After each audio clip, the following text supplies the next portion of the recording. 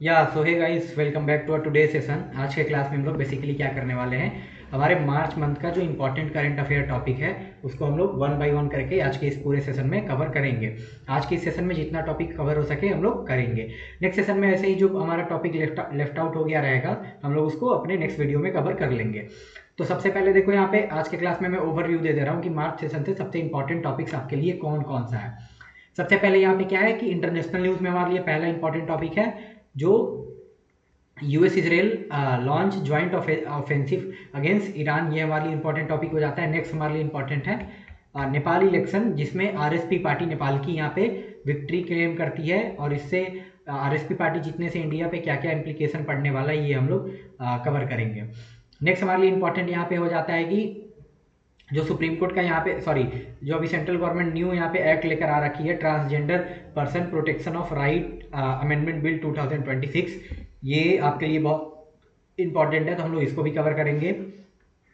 इसके अलावा हमारे लिए इंपॉर्टेंट बहुत ज़्यादा है वर्ल्ड हैप्पीनेस रिपोर्ट 2026, ये भी हम लोग करने वाले हैं। नेक्स्ट हमारे लिए इंपॉर्टेंट हो जाता है सिपरी रिपोर्ट, जिसमें इंडिया सेकेंड लार्जेस्ट क्या है, आम इम्पोर्टर है। आम इम्पोर्टर मतलब वर्ल्ड में 193 कंट्री है, तो 193 कंट्री में से इंडिया सेकेंड नंबर पर आता है सबसे ज़्यादा हथियार अपने देश में मंगवाने के नंबर में। और उसके बाद ये हमारे बेसिकली चार मोस्ट इंपॉर्टेंट टॉपिक है। उसके अलावा ट्यूबरक्लोसिस भी हमारे लिए ज़रूरी हो जाता है। विंटर ओलंपिक्स भी हमारे लिए इंपॉर्टेंट है, हम लोग इसको एक सेपरेट वीडियो में लाएंगे और शॉर्ट में हम लोग सब टॉपिक को पढ़ लेंगे, जिसमें हमारा पाकिस्तान का भी रहेगा। उसके अलावा नेपाल इंडिया नेपाल कनाडा जो यहाँ पे फ्री ट्रेड एग्रीमेंट दोनों के बीच में सेपा है, इस पे नेगोशिएशन स्टार्ट हो चुका है, ये भी हम लोग कर लेंगे। और बाकी तो लीगल में आपका ये आ जाता है सुप्रीम कोर्ट रूलिंग, जो अभी क्रीमिलियर डिटर्मिनेशन के लिए न्यू रूलिंग है ओबीसी का, ये भी। और ये आपको पता ही है, ये केरला का नाम चेंज करके केरलम कर दिया गया है। ऐसा सच हमारे लिए इंपॉर्टेंट नहीं है नेशनल लेवल न्यूज़ के हिसाब से। केरला में अभी हमको इलेक्शन भी देखने को मिलेगा, तो आपको बस इतना देखना है कि इलेक्शन बाद कौन सी पार्टी वहाँ पे गवर्नमेंट बनाने में सक्सेसफुल रहती है और कौन सा प्रोविजन है किस आर्टिकल के थ्रू हम लोग किसी भी स्टेट का नाम, यहाँ पे स्टेट का नाम, बाउंड्रीज, ये सब हम लोग चेंज कर सकते हैं। ये हमारे कॉन्स्टिट्यूशन के किस आर्टिकल में है और किस पार्ट में आता है, ये आपको देख लेना है। बाकी ऐसा सच इंपॉर्टेंट हमारे लिए कुछ है नहीं। मोस्ट इंपॉर्टेंट टॉपिक चार ही हैं मार्च मंथ से। एक इसराइल यूएस का जो यहाँ पे वॉर है ईरान के साथ, वो। उसके अलावा नेपाल में जो न्यू गवर्नमेंट बना है वो। उसके अलावा फिर हमारा है सिपरी रिपोर्ट, और देन है ट्रांसजेंडर बिल और वर्ल्ड हैप्पीनेस रिपोर्ट। तो हम लोग सबसे पहले स्टार्ट किससे करेंगे आज के क्लास को अपना, जो US Israel joint offensive against Iran है, इससे हम लोग आज के क्लास को स्टार्ट करने वाले हैं। एज यूजल सबसे पहले यहाँ पे बताया जा रहा है वाई न्यूज़। तो देखो, वाई न्यूज़ इसलिए है क्योंकि यूएस और इसराइल ने यहाँ पे launch coordinated strike on Iran in a major escalation operation epic fury USA and rising law and Israel intensify west Asia conflict. US led strikes in Tehran kill Iran supreme leader Ayatollah Ali Khamenei. Iran retaliated through Operation True Promise Through with missile and drone strike on US and Israeli target across Israel and multiple Gulf countries। अब देखो, यही हमारे सामने यहाँ पे बताया हुआ है कि न्यूज़ में क्यों है, क्योंकि हम लोग क्या देखते हैं 28 को यहाँ पे क्या किया जाता है, यूएस और इसराइल के द्वारा कोऑर्डिनेटेड स्ट्राइक किया जाता है ईरान पे। तो जो यहाँ पे स्ट्राइक किया जाएगा, इस ऑपरेशन का नाम यूएस के द्वारा दिया जाएगा एपिक फ्यूरी, आपके लिए बहुत इंपॉर्टेंट नाम हो जाता है। और इसराइल यहाँ पे इस ऑपरेशन का क्या नाम देगा, लॉयन रोर। और जिस कारण से हमको वेस्ट एशिया में एक तरीके से कॉन्फ्लिक्ट स्टार्ट होता हुआ दिख जाता है। स्ट्राइक के फर्स्ट दिन ही क्या हो जाता है, जो ईरान के सुप्रीम लीडर रहते हैं अयतुल्ला अली खमीनी, इनका डेथ हो जाता है। ये भी नाम बहुत इंपॉर्टेंट है, आपको याद रखना है। उसके बाद यहाँ पे क्या बताया जा रहा है, जब यूएस और इसराइल हमला कर देंगे तो ईरान क्या जवाबी कार्रवाई जब करेगा, रिटेलिएट करेगा, तो वो उसके ऑपरेशन का क्या नाम रहेगा यहाँ पे, ट्रू प्रॉमिस 4, जिसमें क्या किया जाएगा, मिसाइल और ड्रोन के साथ यहाँ पे यूएस और इजरायली टारगेट को, यूएस और जो इसराइल के टारगेट से अक्रॉस गल्फ कंट्रीज वहाँ पे हमला किया जाएगा। अब यहाँ पे आपको बेसिकली यही बताया हुआ है कि एक तरीके से हिस्टोरिकल कॉन्टेक्स्ट क्या है इन दोनों के पीछे के आपके लड़ाई का। तो ये हम लोग आगे बढ़े उससे पहले मैं आपको यहाँ पे अच्छे से आपको मैं समझा देता हूँ कि इन दोनों के बीच का जो कॉन्टेक्स्ट है, जिसमें यहाँ पे हमला किया गया है, हिस्टोरिकल कॉन्टेक्स्ट में आपको यहाँ पे दे देता हूँ एक तरीके से।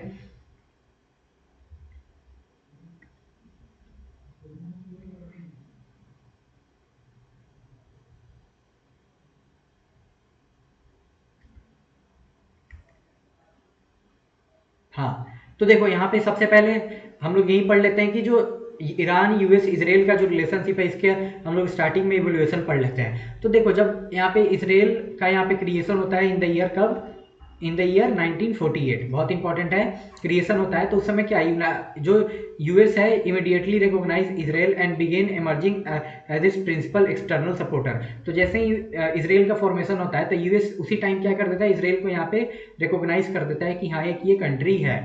और उसके बाद आगे चलकर क्या हो जाता है, इसराइल का यूएस एक तरीके से एक्सटर्नल सपोर्टर भी मेन बन जाता है। स्टार्टिंग में ईरान के द्वारा जो फिलिस्तीन का पार्टीशन रहता है इसको अपोज नहीं किया जाता है, पर अपोज भी नहीं किया जाता है, पर फुली तरीके से एक तरीके से यहाँ पे ये बताया जा रहा है कि इसको रिकॉग्नाइज भी नहीं किया जाएगा ईरान के द्वारा इसराइल को, ठीक है, इन अर्ली ईयर्स। फिर उसके बाद 1950 में क्या होता है, ईरान ग्रांट कर क्या कर देता है, de facto recognition to Israel, यानी इसराइल को यहाँ पे ईरान क्या कर देगा 1950 में एक तरीके से डी फैक्टो रिकॉग्निशन दे देगा। Showing that the relationship at this stage were guided by more by pragmatism than ideology. तो उसके बाद यहाँ पे क्या है, at this stage the triangle was not yet one of conflict, rather the US supported Israel while Iran was still balancing its tie with the West, Arabs and Israel। अब देखो यही हमको बताया जा रहा है 1950 में यहाँ पे ईरान ज़्यादातर एक आइडियोलॉजी के साथ गाइडेड नहीं रहता है, जिस कारण से 1950 में डी फैक्टो रिकॉग्निशन दे दिया जाता है उसको। इस टाइम पीरियड पे जो ईरान है वो अपना अरब कंट्रीज के साथ भी रिलेशनशिप बना के रखता है, वेस्टर्न कंट्रीज के साथ भी अच्छा रिलेशन रखता है और इसराइल के साथ भी अच्छा रिलेशनशिप रहता है। आगे यहाँ पे क्या होगा, आगे यहाँ पे बहुत इंपॉर्टेंट टाइम पीरियड है कि 1953 में यहाँ पे कूप हो जाएगा ईरान में। वो बैक किसके द्वारा किया जाएगा, ईरान और सॉरी यूएस और ब्रिटेन के द्वारा, और रीस्टोर क्या कर दिया जाएगा, शाह अथॉरिटी और फाइनल और push Iran family into pro western camp. अब देखो इस टाइम पीरियड पे सबसे एक मेजर इवेंट आपको देखने को मिल रहा है 1950 के बाद 1951 के टाइम पीरियड पे ईरान में रहते तो मोनार्क ही है, मेन नॉमिनल हेड रहेंगे मोनार्क, पर मेन हेड वहाँ पे रिप्रेजेंटेटिव पॉलिटिकली डेमोक्रेसी के द्वारा चुने जाते थे, ठीक है। तो उस समय क्या होता था, तो जो वहाँ पे उस समय प्राइम मिनिस्टर बने थे 1951 के टाइम पीरियड पे, वो क्या थे, उनका ये कहना था कि वो पूरी तरीके से वेस्टर्न सपोर्टर नहीं थे, वो पूरी तरीके से एक तरीके से यूएसए को सपोर्ट नहीं करते थे। वो उनका ये कहना था कि हमारे लिए सबसे पहले जो ईरान का हित है वो हमारे लिए क्या है, मेन रहेगा, यानी ईरान का राइट जो है वो हमारे लिए यहाँ पे मेन रहेगा, उसके बाद ही और सब चीज़ आता है। तो ये सब चीज़ ब्रिटेन को नहीं पसंद आता है, तो ब्रिटेन के हिसाब से ईरान अच्छे से काम नहीं करता है, तो जो पॉलिटिकली इलेक्टेड आपके प्राइम मिनिस्टर रहते हैं उनको क्या कर दिया जाएगा, ओवरथ्रो कर दिया जाएगा ब्रिटेन और यूएस के द्वारा कूप कराकर। तो सबसे पहले ईरान के पब्लिक में जो फ्रस्ट्रेशन रहता है इसी टाइम पीरियड पे आया रहता है कि हमारे एक तरीके से इलेक्टेड रिप्रेजेंटेटिव को क्या किया गया है, इन दोनों के द्वारा मिलकर उनको ओवरथ्रोन कर दिया गया। तो वहाँ के लोग सबसे पहले ब्रिटेन और यूएसए से सबसे पहले नाराज कब होते हैं, इसी टाइम पीरियड के अराउंड में हमको देखने को ये चीज़ मिलता है, ठीक है। अब अगेन हम लोग यहाँ पे आगे बढ़े, तो ये जब यहाँ पे एक तरीके से कूप हो जाएगा, तो कूप के बाद क्या होगा, जो शाह डायनेस्टी था, सॉरी पहलवी डायनेस्टी था उस समय मोहम्मद रजा पहलवी का, वो क्या कर उनको और ज़्यादा यहाँ पे पावरफुल बना दिया जाएगा, उनके पास और अथॉरिटी आ जाएगा, क्योंकि इलेक्टेड गवर्नमेंट को हटा दिया गया है। तो इस कारण से क्या हो जाएगा, हमारा शाह के टाइम पीरियड में जो ईरान है वो प्रो वेस्टर्न कैंप में आ जाता है। तो वहीं बताया हुआ है कि during Pahlavi era Iran develop close tie with both US and Israel, creating an informal strategic triangle.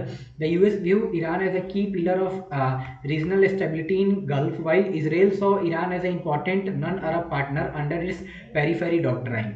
Iran and Israel built cooperation in intelligence, military affairs, trade, oil supply, especially during the period of Arab hostility towards Israel. By 60s and 70s, the relationship among the three states were based on shared concern over Arab nationalism, Soviet influence, and hostile regional regime. अब देखो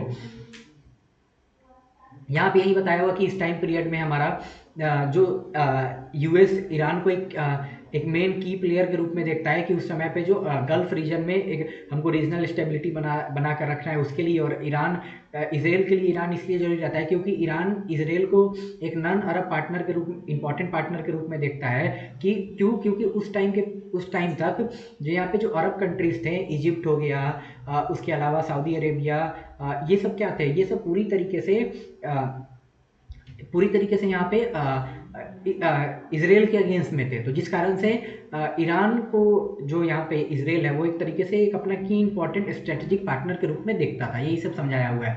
तो इसी time period पे दोनों के बीच में यहाँ पे intelligence, military affair, trade, oil supply, सब पे सब कुछ अच्छे से चल रहा है।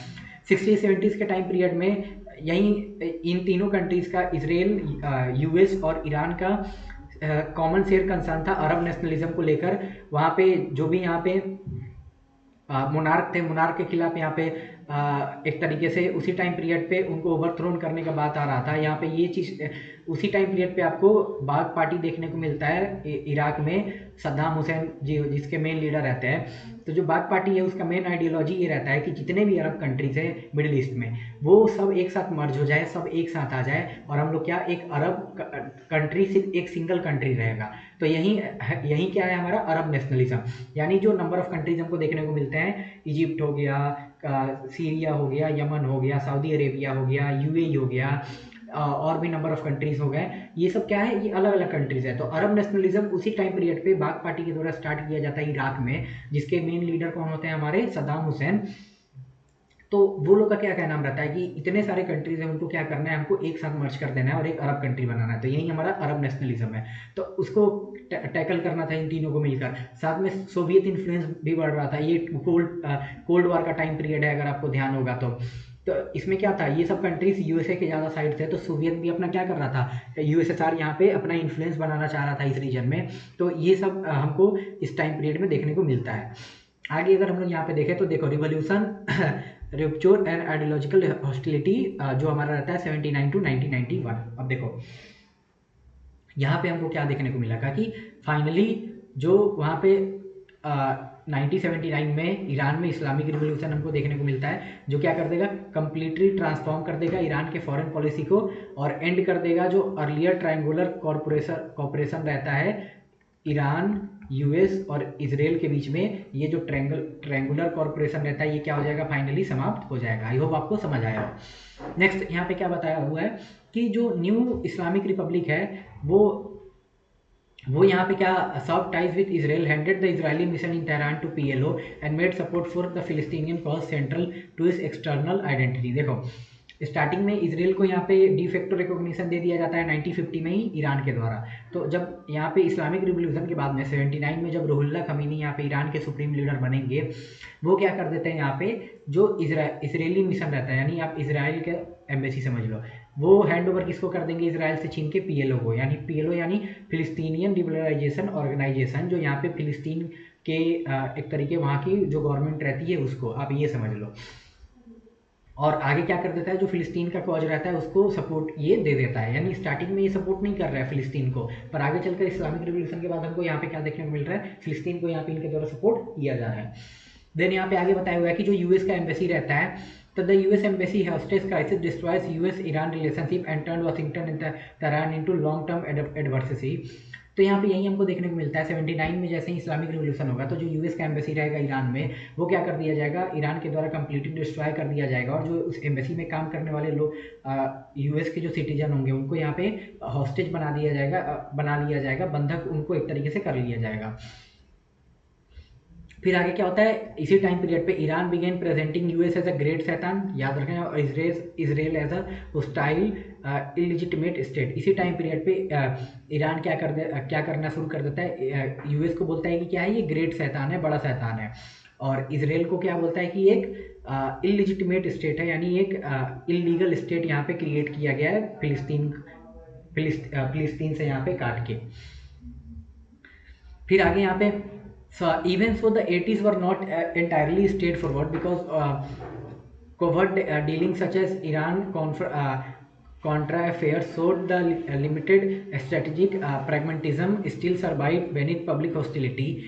By the end of this phase, the old partnership has fully collapsed and had replaced by a triangle of distrust and confrontation. अब देखो, अब यहाँ पे आपको एक कहानी समझा रहा हूँ मैं। ये कहानी आपको न्यूक्लियर इसका जो स्ट्रेटजी है इस पर बहुत काम आने वाला है। देखो होता क्या है कि इस टाइम पीरियड पे आपको एक चीज़ देखने को मिलेगा, इसमें क्या रहता है आपका कि स्टार्टिंग में जब यहाँ पे जो मोहम्मद रेजा पहलवी हैं, उनका जो रिजीम है 1979 तक, तो वो यूएस, इजराइल और यहाँ पे जो ईरान है क्या है, तीनों एक दूसरे के दोस्त हैं। तो यूएस क्या करता है एक तरीके से ईरान को यहाँ पे न्यूक्लियर फैसिलिटीज़ देता है, अपने साइंटिस्ट को भेजता है ईरान में, ताकि वहाँ पे क्या हो सके, न्यूक्लियर एनर्जी को बनाया जा सके फॉर सिविलियन पर्पस, ठीक है। तो उनको सब कुछ दिया जाता है, पर आगे चलकर रिवोल्यूशन हो जाएगा। तो क्या हो जाएगा यहाँ पे, स्टार्टिंग में जो रुहुल्लाह खमीनी पहले वहाँ के सुप्रीम लीडर बनते हैं, जो 1979 से 89, हाँ सॉरी, हाँ जो 1979 से आपको अराउंड 89 तक देखने को मिलते हैं, 10 सालों तक। तो उनका क्या नाम रहता है आपका, कि ये जो न्यूक्लियर एनर्जी ये सब चीज़ है, ये सब बहुत बुरा चीज़ है। कुरान में इसको लिखा गया है कि ये वेपन ऑफ मास डिस्ट्रक्शन है, ये सब नहीं होना चाहिए, ये ह्यूमैनिटी के लिए बहुत खतरे का चीज़ है।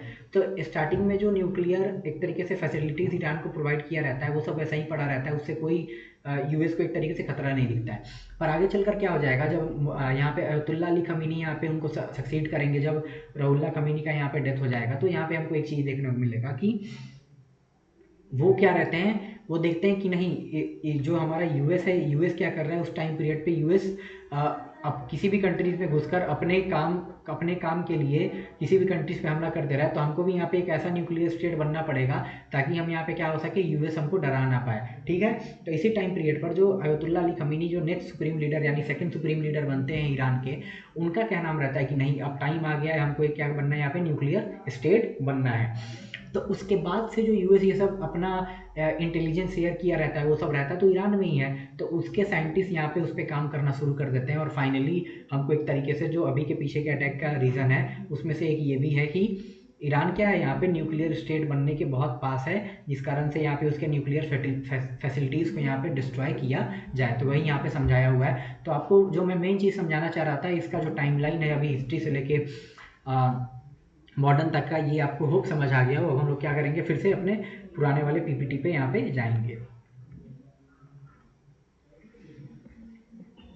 तो देखो यहाँ पे क्या है, तो यहाँ पे यही है कि since 79 revolution Iran and Israel transition from strategic allies to bitter adversaries. This timeline tracks the rise of Iran axis of resistance, the collapse of nuclear diplomacy and the eventually 2025 military strike on Iran nuclear infrastructure, ठीक है। आगे अगर हम लोग यहाँ पे देखें, हाँ, तो आगे अगर हम लोग यहाँ पे देखें कि 79 में यहाँ पे क्या हो जाएगा, जब यहाँ पे रिजीम चेंज हो जाएगा, तो एक्सेस ऑफ रेजिस्टेंस बनाया जाएगा, किसके द्वारा, ईरान के द्वारा, ताकि यहाँ पे यूएस और इजराइल के खिलाफ क्या हो सके, एक तरीके से लड़ा जा सके। तो ये आपका यहाँ पे एक तरीके से कॉन्टेक्स्ट था। अब आगे मैं आपको एक चीज़ यहाँ पे समझा दे रहा हूँ कि जो आपके लिए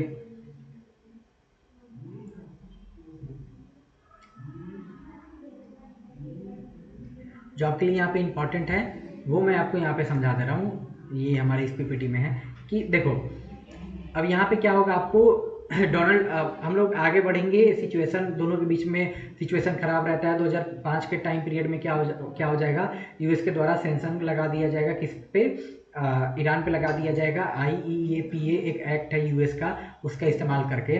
फिर आगे क्या हो जाएगा, फाइनली एक यहाँ पे JCPOA 2015 में briefly created a divergence between US and Israel because Washington supported the agreement while Israel strongly opposite during it this diplomatic face the deeper triangular of ministers remain intact. देखो, Barack Obama हमारे president रहते हैं US के, तो 2015 में यहाँ पे एक एग्रीमेंट साइन किया जाएगा, JCPOA।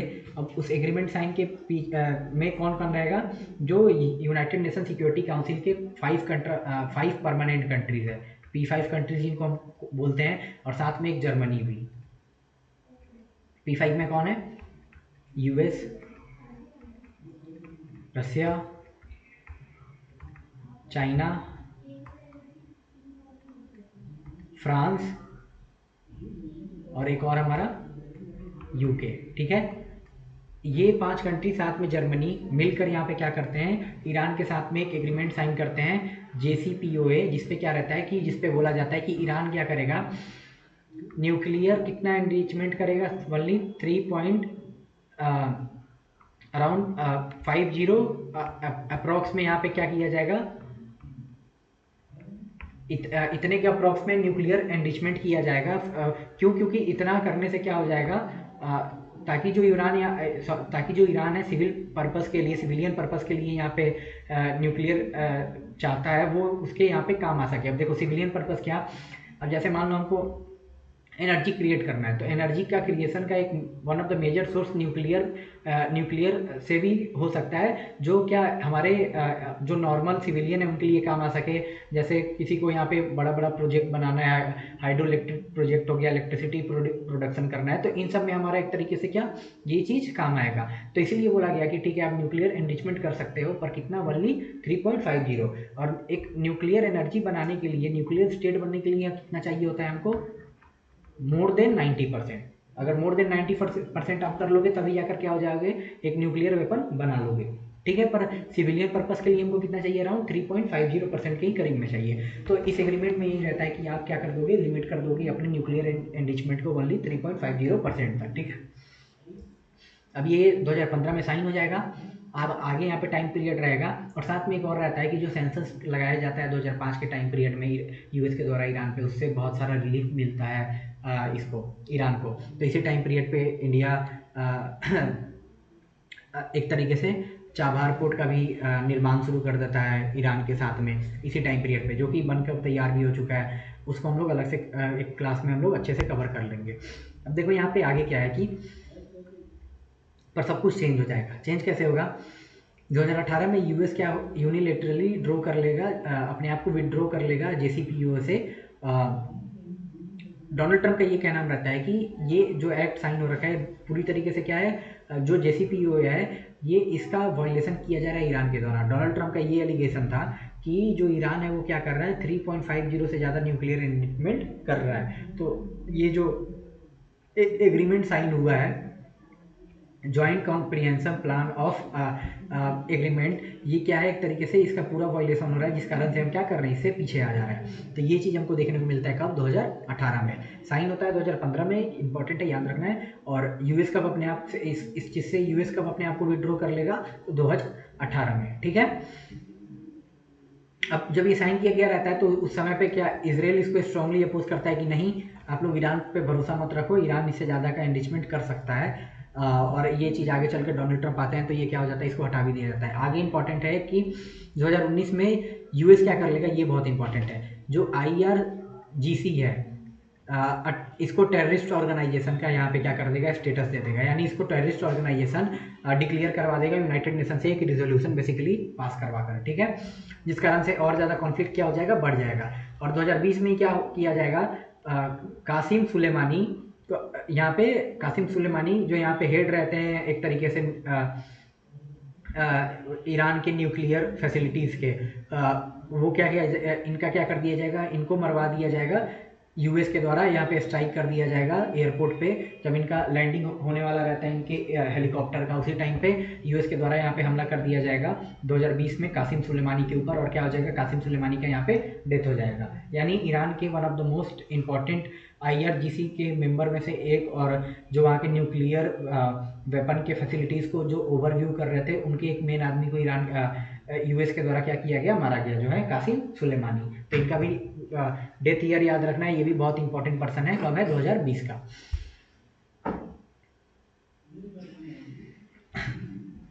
बाकी आगे आपको पता ही है कि गाजा वॉर के टाइम पीरियड पे ये हमारा एक अलग सा टॉपिक है, आप सब पढ़े ही होंगे, नहीं तो हम लोग एक अलग से क्लास में लेकर आएंगे, जिसमें क्या किया जाता है, हमास के द्वारा हमला कर दिया जाएगा इसराइल पे। फिर आगे चलकर जो एक्सिस ऑफ रेजिस्टेंस के और ग्रुप रहते हैं, जैसे लेबनान में हिजबुल्ला, यमन में हाउतीस, इनके साथ भी इसराइल इंगेज हो जाता है। अब आगे हम लोग बढ़े तो देखो अभी 2026 के अटैक से पहले हमको क्या देखने को मिलता है, एक तरीके से 2024 में क्या होगा, ईरान यहाँ पे लॉन्च कर देगा पहला direct large scale attack on Iran after Damascus consulate strike. Damascus हमारा सीरिया का कैपिटल है, बहुत इंपॉर्टेंट है। तो डमेस्कस में जो यहाँ पे डमेस्कस का यहाँ पे कॉन्सुलेट रहता है ईरान में, वहाँ पे हमला कर दिया जाएगा पहले इसराइल के द्वारा। और जो सीरिया के मेन कुछ लीडर रहते हैं वो उनका क्या कर दिया जाएगा, यहाँ पे एक तरीके से उनका डेथ हो जाएगा। तो इसके रिटेलिएशन में क्या कर देगा, ईरान अटैक कर देगा अप्रैल में, ठीक है। तो फिर 2024 में हमको क्या देखने को मिलेगा कि ईरान अगेन यहाँ पे लॉन्च कर देता है मेजर स्ट्राइक एक तरीके से किसके, इसराइल के खिलाफ। और इसराइल इसका फिर से रिस्पॉन्ड करेगा, डायरेक्ट स्ट्राइक कर देगा किस पे, ईरान पे। देन अगेन यहाँ पे जून 2025 में क्या होता है कि इसराइल यहाँ पे ईरान के न्यूक्लियर और मिलिट्री फैसिलिटीज़ पे डायरेक्ट अटैक करेगा, और साथ में आगे चलकर यूएस भी क्या करेगा, न्यूक्लियर साइट पे अटैक करेगा। तो जो वो जो यहाँ पे हमको 2025 में ये देखने को मिला था, ये हमारा स्ट्राइक टोटल 12 डेज तक चला था, जिसको हम लोग 12 डे वॉर के नाम से भी जानते हैं। एक और इम्पॉर्टेंट क्वेश्चन है कि ये जो स्ट्राइक किया गया था 2025 जून में यूएस और इसराइल के द्वारा, ये दोनों अपने ऑपरेशन का क्या क्या नाम दिए थे, ये आपको याद रखना है, बहुत इंपॉर्टेंट है। आप गूगल करके कमेंट सेक्शन में एक बार कमेंट कर देना कि क्या है। कि name of the operation which was started by US against Iran in June 2025, and name of the operation which was started by Israel against Iran in June 2025 और in 12 days war। ठीक है, तो ये आपको याद रखना है। इस बार के ऑपरेशन का नाम आपको भी बहुत जरूरी है याद रखना है, इसका क्या नाम है। इसराइल ऑपरेशन का अपना क्या नाम रखा है, ऑपरेशन रोअरिंग लॉयन। यूएस का क्या नाम है, ऑपरेशन एपिक फ्यूरी। और ईरान का क्या है यहाँ पे, ट्रूथफुल प्रॉमिस 4।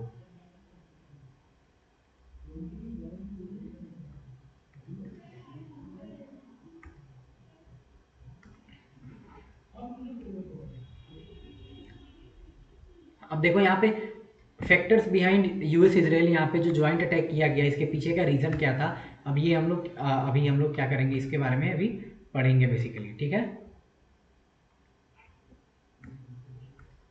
तो देखो पहला क्या है कि nuclear talks breakdown, negotiation in Geneva collapse over US demand that Iran dismantle Fordo and Natanz nuclear facilities and permanently halt uranium enrichment।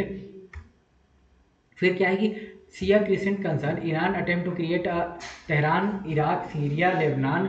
आगे यहाँ पे नेक्स्ट, यहाँ पे वेट अ सेकंड गाइस, यहाँ पे हम ये काम क्यों नहीं कर रहा अच्छे से।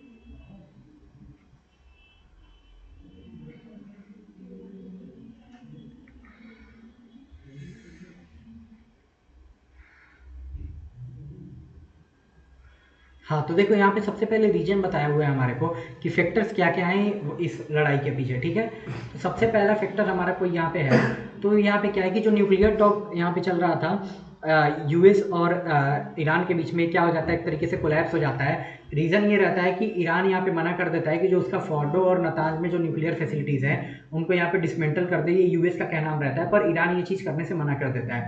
और साथ में ईरान का एक और यहाँ पे मांग रहता है कि ईरान परमानेंटली हमेशा के लिए यूरेनियम का जो इनरिचमेंट है ये भी बंद कर दे। पहला रीज़न ये है कि ईरान यहाँ पे न्यूक्लियर एनरिचमेंट करने से रुक नहीं रहा है। दूसरा यहाँ पे क्या है कि जो एक तरीके से ईरान है वो क्या है, एक सिया क्रिसेंट बनाना चाहता है। ईरान क्या है, सिया डोमिनेटेड एक कंट्री है, तो जो जो मिडल ईस्ट में सिया डोमिनेटेड रिलीजन का जो कंट्री है उनका एक वो एक तरीके से ग्रुप बनाना चाहता है, एक यूनिफाई कंट्री उसका बनाने का उसका एक मांग था, जिसमें कौन कौन सा रहेगा, तेहरान यानी ईरान, इराक, सीरिया और लेबनान, ये 4 कंट्रीज क्या एक साथ मिल जाएंगे। तो इससे भी किसको, जो यूएस रहता है, दिक्कत रहता है। फिर यहाँ पे है कि land corridor alarmed US back allies over shifting regional balance power, proxy warfare strategy, Iran support Houthis in Yemen, Hezbollah in Lebanon, creating multiple pressure fronts against Israel and challenge US protected Red Sea route। देखो ये दो reason के अलावा क्या रहता है, जो Iran के द्वारा प्रॉक्सीज यहाँ पे खड़े किए गए हैं मिलिटेंट्स, जैसे हौतीस यमन में और हिजबुल्ला कहाँ, लेबनान में,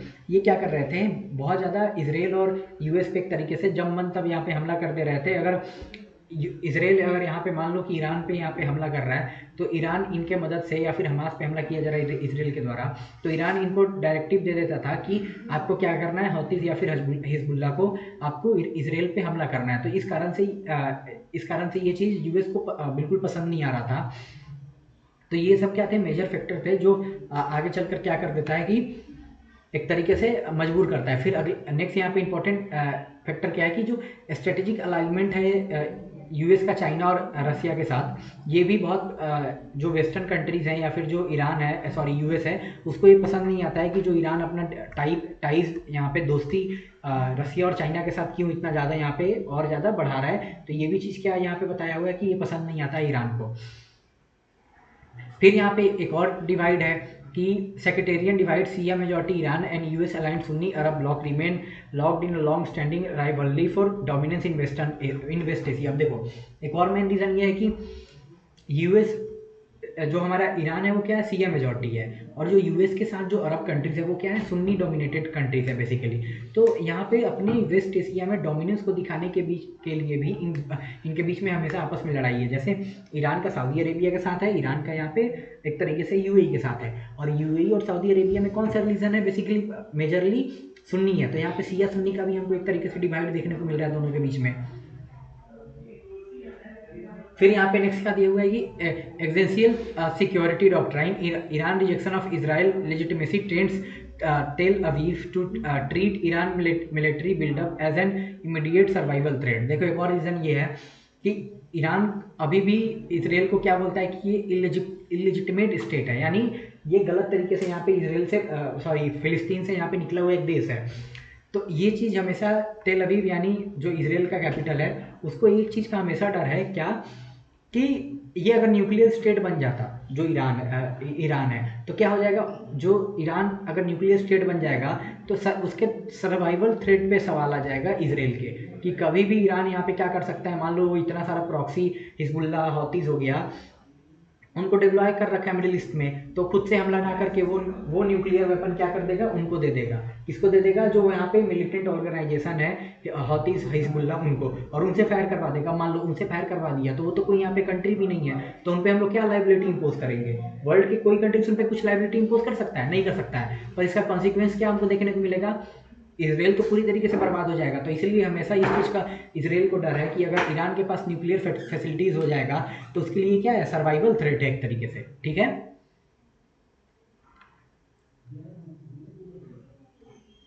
नेक्स्ट यहाँ पे स्ट्रेटेजिक इम्प्लीकेशन हमको देखो। अब ये जो लड़ाई हो रहा है इससे हमको क्या देखने को मिल सकता है, तो स्ट्रेट ऑफ हॉर्मुज यहाँ पे ब्लॉक हो गया है। यहाँ पे तो कुड भी यहाँ पे है, पर इन रियलिटी अभी तो हो चुका है, जिससे हमको क्या क्रूड ऑयल का जो प्राइसेस हैं ग्लोबल मार्केट में बहुत ज़्यादा हमको बढ़े हुए दिख रहे हैं, और ग्लोबल एनर्जी क्राइसिस भी यहाँ पे पॉसिबल है कि हो सकता है। नेक्स्ट यहाँ पे हमारे लिए क्या है कि multi front proxy war mobilisation of Iranian back groups could widen conflict across the Levant Red Sea and gulf region. अब देखो आगे यहाँ पे ये है कि ईरान पे तो हमला किया गया यूएस और इसराइल के द्वारा, पर जो ईरान के यहाँ पे प्रॉक्सी ग्रुप हैं जैसे लेबनान हो गया, लेबनान में यहाँ पे हिजबुल्ला हो गया, और हाउतीज यमन में हो गए, तो ये सब भी इस कॉन्फ्लिक्ट में जुड़ जाएंगे। तो इस कॉन्फ्लिक्ट में जुड़ जाएंगे तो ये कॉन्फ्लिक्ट क्या हो जाएगा, और ज़्यादा फैल जाएगा। इस चीज़ का भी डर है रेड सी और गल्फ रीजन में। एक और यहाँ पे रीजन है कि ह्यूमैनिटेरियन फॉलोआउट, तो इकोनॉमिक कोलैप्स देखने को मिलेगा हमको, और इससे एक तरीके से जो वेस्ट एशियन कंट्रीज़ हैं वहाँ पे हमको जब इकोनॉमिक कोलैप्स होगा तो वहाँ पे क्या होगा, वहाँ के लोग उस देश को छोड़कर वहाँ से जाएंगे, तो वहाँ के देश छोड़ेंगे तो क्या हो जाएगा, रिफ्यूजी का हमको एक प्रॉब्लम देखने को मिल सकता है।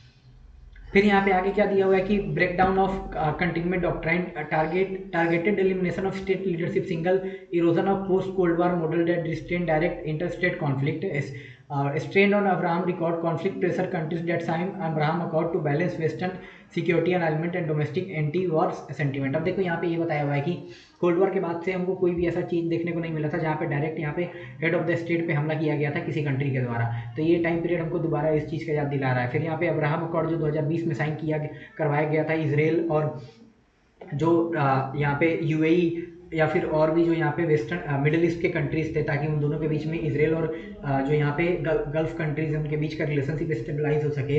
तो वो भी ये सोच सकते हैं कि क्या हमको यहाँ पे यूएस के साथ यहाँ पे हमको साथ देना चाहिए। क्यों? क्योंकि यूएस एक तरीके से ज़्यादा किसके साइड इंक्लाइंड है, यहाँ पे इसराइल के साथ में। तो क्या आगे चलकर इन फ्यूचर अगर हम लोग थोड़ा भी उसके हिसाब से नहीं चलेंगे तो हम पे भी ये लोग हमला कर सकता है। तो ये उन चीज़ को उनको भी ये डर लगेगा। अब यहाँ पे इंडिया पे इम्प्लीकेशन इसका क्या क्या पड़ सकता है, तो एक तो वही है कि एनर्जी और सिक्योरिटी एक तरीके से हमको यहाँ पे एनर्जी सिक्योरिटी और इकोनॉमिक हमको यहाँ पे दिक्कत देखने को मिल सकता है। क्योंकि स्ट्रेट ऑफ हॉर्मुज के द्वारा कितना यहाँ पे ग्लोबल कितना 20% ऑफ ग्लोबल ऑयल किससे क्रॉस होके जाता है, स्ट्रेट ऑफ हॉर्मुज से। सोचो अगर पूरे वर्ल्ड में ऑयल का ट्रेड हो रहा है तो 20% कहाँ से जा रहा है, स्ट्रेट ऑफ हॉर्मुज से। और India per day 2 million barrel per day यहाँ पे इस रूट से क्या लेता है, ऑयल लेता है। तो ये बहुत ज़्यादा लार्ज अमाउंट है। तो इससे यही अगर मान लो क्रूड ऑयल का प्राइसेस बढ़ेगा तो हमको यहाँ पे गरीबी देखने को मिल सकता है, फिजिकल स्टेट्स हमारा खराब होगा। उसके अलावा हमारा जो पैसा है रुपी हमारा और यहाँ पे एक तरीके से क्या होगा, कमजोर होगा। क्यों होगा, क्योंकि हमको डॉलर चाहिए होगा ज़्यादा से ज़्यादा ऑयल खरीदने के लिए, और हमको क्या होगा, ऑयल महंगा मिलेगा, यानी हमारा डॉलर ज़्यादा जाएगा। तो एक तरीके से रुपी क्या हो जाएगा, हमारा कमजोर हो जाएगा। और ये हमको देखने को मिल रहा है, रुपी सबसे लोएस्ट पर कितना, $1 इक्वल टू कितना, अराउंड 95 इंडियन रुपी के पे चला गया। तो ये हमको सबसे लोएस्ट देखने को मिल रहा है। साथ में निफ्टी और सेंसेक्स का भी हमको यहाँ पे आपको पता लगा ही होगा कि कैसे शेयर मार्केट यहाँ पे कोलैप्स किया था। उसके अलावा हमारे जो इंडियन डायस्पोरा के जो लोग रहते हैं इस रीजन में, उनको भी हमको यहाँ पे अगर सिचुएशन और ख़राब होता है तो क्या उनका करवाना पड़ेगा, यहाँ पे एवैक्यूएशन, यानी वहाँ से उनको लाना पड़ेगा। और वहाँ पे जो काम कर रहे हैं, वहाँ पे जो जॉब कर रहे हैं, उनका इनकम का भी लॉस हो सकता है अगर कॉन्फ्लिक्ट ज़्यादा बढ़ता है तो। हाँ, इंडिया के लिए जो स्ट्रेटेजिक कनेक्टिव डिस्ट्रप्शन है चाबार पोर्ट का, जो मैं ऑलरेडी बताया हूँ, जो इंडिया ने खुद बना रखा है, अगर इस पर भी कुछ स्ट्राइक ये सब हो जाता है तो हमारे लिए क्या है, जो हम इतना पैसा इसमें लगा रखे हैं वो हमारा बर्बाद हो जाएगा सब। डिप्लोमेटिक चैलेंज ये है कि इंडिया का रिलेशन इसराइल के साथ, ईरान के साथ, दोनों के साथ बहुत अच्छा है। तो अगर मान लो लड़ाई और ज़्यादा बढ़ेगा तो हमारे पे प्रेशर पड़ेगा कि क्या हम दोनों साइड में से किसी एक का साइड यहाँ पे ले, तो उससे क्या हो जाएगा, किसी एक के साइड जाएंगे तो दूसरा हमसे नाराज हो सकता है। अब यहाँ पे यही है कि ईरान ने जो नेवल ब्लॉकेट कर रखा है यहाँ पे स्ट्रेट ऑफ हॉर्मुज का, तो जो स्ट्रेट ऑफ हॉर्मुज का लोकेशन बताया हुआ है कि ये किसके किसके बीच में है, ईरान के नॉर्थ में, और जो म्यूसरडम पेनिसुला है ओमान का, उसके साउथ में यहाँ पे पड़ता है। कनेक्ट किसको करता है, पर्सियन गल्फ को, यहाँ पे गल्फ ऑफ ओमान से, और आगे चलकर अरेबियन सी से। अरेबियन सी कहाँ है, इंडियन ओशियन में, ठीक है। फिर यहाँ पे क्या है कि only maritime outlet for Persian gulf oil and gas export countries, जितने भी यहाँ पे पर्सियन गल्फ कंट्रीज हैं, अगर उनको यहाँ पे ऑयल या फिर गैस का एक्सपोर्ट करना है तो एकमात्र ये तरीका है जिससे सबसे शॉर्टेस्ट वे में वो क्या कर सकते हैं, यहाँ से ऑयल और गैस का एक तरीके से एक्सपोर्ट कर सकते हैं। फिर आगे बताया कि consider as the world most critical energy check point, ठीक, क्योंकि nearly 20% of the global oil supply यहीं से होता है, सोच लो। आगे फिर क्या है, यहाँ पे 1/5 of the global energy trade भी यहीं से होता है, 1/5 of the global energy trade भी इधर से होता है। और कितना, 1/3 ऑफ द जो ग्लोबल फर्टिलाइजर का जो एक्सपोर्ट होता है वो भी इसी कॉरिडोर से है। तो सोचो एक तरीके से फर्टिलाइजर से पे भी दिक्कत आया तो क्या हमारे फार्मर भी इससे क्या, एग्रीकल्चर सेक्टर भी प्रभावित हो सकता है।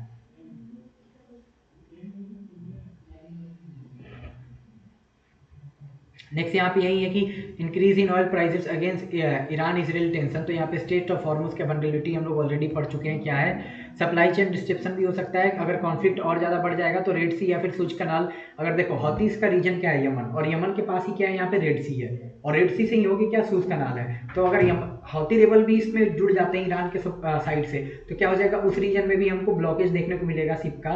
तो ये एक तरीके से जो पूरा यूरोप में हम लोग एशियन जितने भी गुड्स यूरोप में जाते हैं वो सूज कनाल होकर जाते हैं, जो सबसे शॉर्टेस्ट क्या है, रूट है। तो उससे क्या हो जाएगा, हमारा जो और गुड्स और प्रोडक्ट का जो यहाँ पे सप्लाई होता है वो भी हमको एक तरीके से ब्लॉकेज देखने को मिल सकता है। तो ओवरऑल जो यहाँ पे कमोडिटी है उनका भी हमको इंक्रीजमेंट अगर प्राइस का हमको देखने को मिल सकता है अगर ये भी ब्लॉक हो जाएगा तो। इंडिया के लिए इम्प्लीकेशन क्या है, तो इंपोर्ट बिल देखो हमारा बढ़ जाएगा। क्यों, क्योंकि India 85% of the crude oil बाहर से मंगाता है। सोचो कितना, 85%। और अगर मान लो कि $1 भी अगर ऑयल का प्राइस राइज होता है तो इंडिया के लिए यहाँ पे इंपोर्ट बिल कितना बढ़ जाएगा, 1.5 बिलियन। सोचो हम लोग कितना ऑयल मंगाते हैं, अगर $1 का भी इंक्रीजमेंट ऑयल प्राइस में हमको देखने को मिलेगा तो हमारे कितना यहाँ पे पूरे 1 ईयर में हमको कितना इसे घाटा होने वाला है, $1.5 बिलियन हमारा बढ़ जाएगा। तो एक तरीके से हमारे लिए क्या है, बहुत ज़्यादा ये चिंता का विषय है। फिर आगे आपके लिए कुछ इंपॉर्टेंट ये मैं ऑलरेडी बता दिया हूँ कि हमारे पे कैसे फर्टिलाइजर से क्या क्या दिक्कत हो सकता है। आगे JCPO के बारे में मैं बता दी हूँ। यहाँ पे जॉइंट कंप्रिहेंशन एक प्लान ऑफ एक्शन कब साइन हुआ था, 2015 में। ईरान और साथ में P5+1 कंट्रीज यहाँ पे कौन है, US, UK, फ्रांस, रसिया, चाइना और जर्मनी। इसमें क्या ईरान किस चीज़ के लिए माना था, हाँ एग्जैक्ट नंबर ये है आपको याद रखना है, 3.67%। कितना न्यूक्लियर एनरिचमेंट किया जा सकता है यहाँ पे, यूरेनियम का एनरिचमेंट यहाँ पे ओनली 3.67% यहाँ पे यूरेनियम का यहाँ पे एनरिचमेंट किया जाएगा। अगर यही यूरेनियम का एनरिचमेंट अगर 90% से ज़्यादा हो जाएगा तो ईरान क्या कर सकता है यहाँ पे, न्यूक्लियर वेपन बना सकता है। समझ आया? हाँ, आगे यहाँ पे ये भी मैं समझा दिया। 2018 में यूएस के द्वारा अपने आप यूनिलेटरली इससे यूएस विड्रॉ कर लेता है और ये 10 साल के लिए ही रहता है। आगे चलकर ये एक्सपायर भी हो जाएगा कब, अक्टूबर 2025 में, पर यूएस तो पहले ही इससे विड्रॉ कर लेता है। हाँ, ये आपको कुछ की पर्सनल का यहाँ पे या फिर लीडरशिप जो यहाँ पे मारे जा चुके हैं उनका नाम है, याद रखना है। अयतुल्ला अली खमीनी ईरान के सुप्रीम लीडर थे ये। ईरान के फॉर्मर स्पीकर वहाँ के असेंबली के अली लारजानी ये। उसके बाद अमीर नासिर जादे ईरान के डिफेंस मिनिस्टर, ये भी मारे जा चुके हैं। मोहम्मद पाकपूर ये कमांडर थे IRGC के, ये भी मारे जा चुके हैं। उसके बाद है Abdul Rahim Mousavi Iran army chief of staff थे, ये भी मारे जा चुके हैं। फिर अली मोहम्मद नईनी ये क्या थे, Iran head of public relation, उसके ये हेड थे एक्सटर्नल अफेयर के पब्लिक रिलेशन के, ये भी यहाँ पे क्या एक तरीके से मारे जा चुके हैं। फिर यहाँ पे वाइडर जियोपॉलिटिकल इम्प्लीकेशन क्या देखने को हमको मिल सकता है, आप लोग रीड कर लेना। ऐसा ये मैं आपको बता ही दिया हूँ, समझा दिया हूँ कि इससे क्या क्या हो सकता है, आप रीड कर लेना, बहुत है आपके लिए। फिर यहाँ पे नेक्स्ट आपके लिए कुछ इंपॉर्टेंट, हाँ आप ये देख लो कि IRGC का फुल फॉर्म देख लो, officially known as Islamic revolutionary guard corps. अब देखो फॉर्मेशन कब है, 1979। हेड अभी कौन है, अहमद वाहिदी, और हेडक्वार्टर क्या है, तेहरान में। अब देखो ये है क्या, एक समझ लो पैरेलल आर्मी है ईरान का।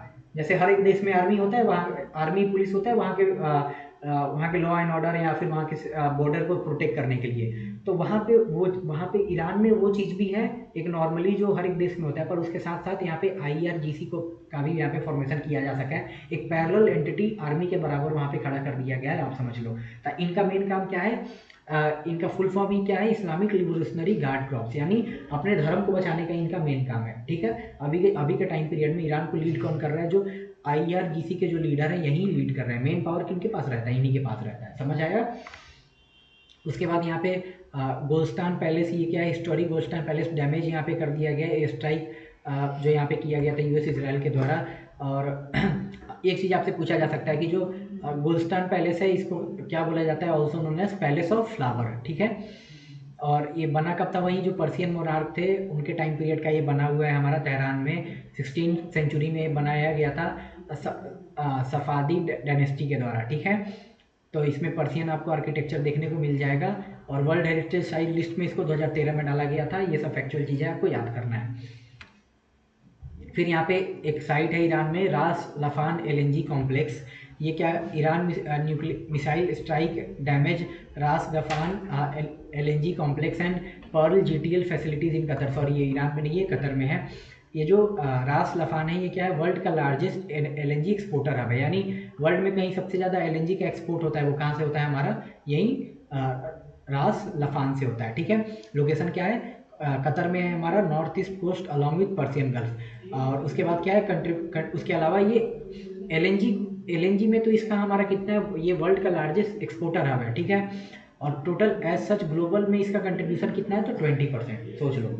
फिर यहाँ पे ये प्रोसेस क्या करता है, गैस को यहाँ पे प्रोसेस करके नॉर्दर्न फील्ड से, जो वर्ल्ड का largest non associated gas field है, वो क्या करता है उसके बाद share with Iran as the North Field Qatar and South Pars. अब देखो ये जो एक पूरा एक रीजन है नॉर्थ फील्ड का, ये दो कंट्री के बीच में यहाँ पे डिवाइडेड है। ये शेयर किया जाता है ईरान के द्वारा और कतर के द्वारा। जो नॉर्दर्न फील्ड है वो किसके कंट्रोल में है, कतर के, और जो साउदर्न वो फील्ड है वो किसके कंट्रोल में है, ईरान के। तो साउदर्न फील्ड का क्या नाम है, साउथ परास, और नॉर्दर्न का क्या नाम है, नॉर्दर्न फील्ड, नॉर्दर्न कतर में आपको आता है। और ये एज अ होल रीजन क्या है, ये दोनों एज अ होल रीजन ये क्या करते हैं, वर्ल्ड के 20% of the global LNG supply में इनका कंट्रीब्यूशन है। फिर यहाँ पे ब्लैक रेन बताया हुआ है कि अगर हम लोग इतना ज़्यादा वहाँ पे पॉल्यूशन फैलेगा तो हमको ब्लैक रेन देखने को मिल सकता है, अगर इतना न्यूक्लियर एक्सप्लोजन को देखने को मिलेगा। आप लोग रीड कर लेना, एज सच इंपॉर्टेंट है नहीं। फिर यहाँ पे एज सच यहाँ पे कोई फैक्ट इंपॉर्टेंट, हाँ ये इंपॉर्टेंट है कि US यहाँ पे टारगेट कर दिया था खार्ग आइलैंड को, जिससे और ज़्यादा यहाँ पे टेंशन बढ़ गया। खार्ग आइलैंड ईरान का क्या है, ईरान में 90% से भी ज़्यादा जो यहाँ पे पेट्रोलियम जो पाए जाते हैं वो क्या है, खार्ग आइलैंड का यहाँ पे टोटल 15 किलोमीटर का यहाँ पे कोस्ट है पर्शियन गल्फ में, जो कितना वहाँ के नेशन का 19% ऑफ द क्रूड ऑयल वहीं से एक्सपोर्ट होता है। सोच लो, ईरान अगर 100% क्रूड ऑयल एक्सपोर्ट कर रहा है तो 19% अपने एक ही जगह से कर रहा है, जिसका क्या नाम है, खर आइलैंड, ये बहुत इंपॉर्टेंट है, आप लोग पढ़ लेना। फिर ये सब कुछ स्टैटिक चीज़ इसमें से आप ये पढ़ लेना पर्ल गैस वाला, और बाकी इसमें मैं देख के बता दे रहा हूँ। बाकी ये मिसाइल यूज़ किया गया है, आपसे ये नहीं पूछा जाएगा। फिर हम लोग आगे बढ़ते हैं। हाँ, ये इंपॉर्टेंट है देन यहाँ पे कि जो मुश्तबा खमीनी है, ये क्या ईरान के नए सुप्रीम लीडर चुने गए हैं। Mojtaba Khamenei named as a third supreme leader of Iran following assassination of Ali Khamenei, Ayatollah Ali Khamenei, ठीक है। Iran witness first hereditary style leadership transfer in Iranian revolution. अब देखो, ईरानी revolution के बाद से, ईरानियन रिवोल्यूशन से पहले क्या था, यहाँ पे राजा का टाइम पीरियड था। राजा का टाइम पीरियड में अगर मान लो राजा मर गया तो नेक्स्ट कौन बनेगा, जो राजा का बेटा है वही बनेगा। तो ये सब चीज़ हमको ये इसके पूरे अगेंस्ट में जो यहाँ पे रिवोल्यूशन हुआ था, इस्लामिक रिवोल्यूशन, वो चीज़ इसके अगेंस्ट में था। पर अभी हमको क्या देखने को मिला, जो अली खमीनी के बेटे हैं उन्हीं को यहाँ पे क्या बना दिया गया, वहाँ का सुप्रीम लीडर बना दिया गया है। तो एक तरीके से कोर हम लोग जो देखा जाए, जो रिवोल्यूशन का एक वन ऑफ द कोर था, वो क्या है, वो ये लोग इसके रास्ते से भी क्या हो चुके हैं, डाइवर्ट हो चुके हैं एक तरीके से। अब यहाँ पे बताया हुआ जो सुप्रीम लीडर ईरान के होते हैं वो क्या होता है, Iran D jure head of the state and commander in chief of the arm forces. वहाँ के जो कमांडर इन चीफ भी होते हैं आर्म फोर्सेज के, यानी मेन, और जो ईरान का जो हेड ऑफ द स्टेट के main head of the state भी यही होते हैं। वहाँ के प्रेसिडेंट और प्राइम मिनिस्टर कुछ नहीं है इनके सामने।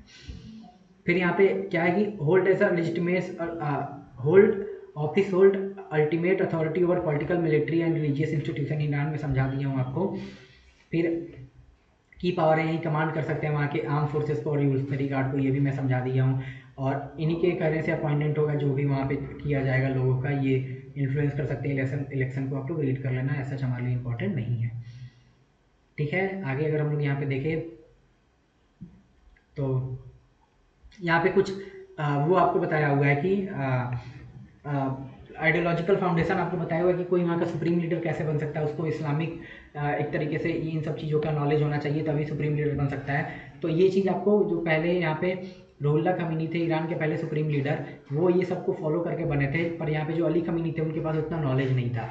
तो इसलिए यहाँ पे एक कॉन्स्टिट्यूशनल अमेंडमेंट लेकर आया जाता है, कब, 1989 में। 89 में ही अयतुल्ला अली खमीनी वहाँ के क्या सुप्रीम लीडर बनते हैं। पर उनके पास उतना रिलीजियस लैंग्वेज नहीं रहता है, जिस कारण से यहाँ पे अमेंडमेंट लेकर आया जाएगा। और जो रिक्वायरमेंट रहता है उसको क्या कर दिया जाएगा, रिलैक्स कर दिया जाएगा। और क्या अलाउ किया जाएगा, जो lower ranking clergy with political legitimacy to become a supreme leader. पहले जो हायर क्लर्जी का जो इन्फॉर्मेशन था वहीं यहाँ पे एक तरीके से सुप्रीम लीडर बन सकते थे। पर अब क्या, यहाँ पे जिनको कम नॉलेज है उनको भी बनाया जा सकता है। ये कब कर दिया जाता है, 89 के कॉन्स्टिट्यूशनल अमेंडमेंट से, ताकि यहाँ पे क्या किया जा सके, अयतुल्ला अली खमीनी को यहाँ पे बना दिया जा सके। समझ आया। तो ये लूप होल है। फिर यहाँ पे बताया हुआ है कि कैसे कोई वहाँ का सुप्रीम लीडर बन सकता है, उसके चूज करने का प्रोसेस। तो यहाँ पे देख लेना एक तरीके से यहाँ पे जूरिस्ट होते हैं लोग कुछ, जो यहाँ पे इस्लाम धर्म का बहुत ज़्यादा उनको वो रहता है, ज्ञान नॉलेज रहता है, ठीक है। तो आप एक रीड कर लेना, आपको समझ आ जाएगा इजीली। ऐसा हमारे लिए इंपॉर्टेंट है नहीं। वही टोटल यहाँ पे 88 मेंबर असेंबली एक्सपर्ट रहते हैं यहाँ पे, जो मेंबर ऑफ हाँ, जो क्या है, जो an 88 member clerical body elected by public के द्वारा इलेक्ट किया जाता है। आप लोग रीड कर लेना, प्रोसेस बताया हुआ है। और टेन्योर कितना रहता है वहाँ पे सुप्रीम लीडर का, लाइफ लॉन्ग, जब तक वो जिंदा है अपने मन से तब तक वो रह सकते हैं। फिर यहाँ पे अब यहाँ पे अपने इंडिया पे क्या यहाँ पे इसका असर पड़ सकता है वो समझाया हुआ है हमारे सामने। तो एक हम लोग ग्लोबल एनर्जी सप्लाई डिस्ट्रीब्यूशन के टाइम पीरियड पे ही हम लोग यहाँ पे एजेंशियल कमोडिटीज़ एक्ट यहाँ पे 1955 का है, उसको हम लोग यहाँ पे क्या कर दिए हैं, इसको एक तरीके से इम्पोज कर दिए हैं, जिससे हम लोग क्या कर सकें, यहाँ पे कोई भी यहाँ पे किसी चीज़ का स्टॉप नहीं कर सकता है, ठीक है। ऑब्जेक्टिव क्या है, to ensure availability of essential goods at fair prices and preventing hoarding, black marketing and प्रॉफिटेरिंग।